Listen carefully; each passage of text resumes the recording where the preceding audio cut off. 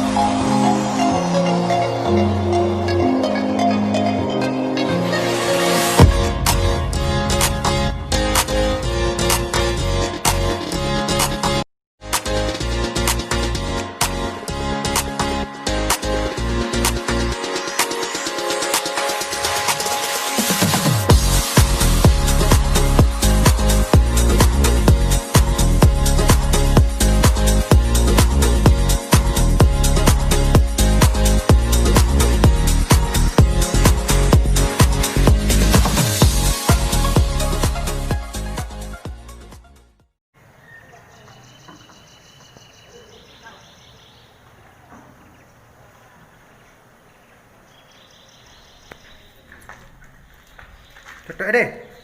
Hah? Cetok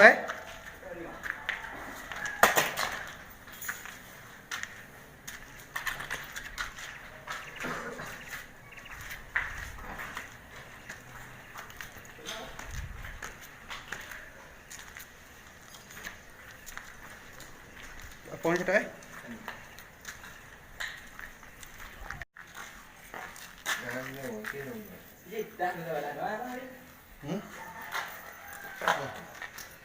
Mungkin dia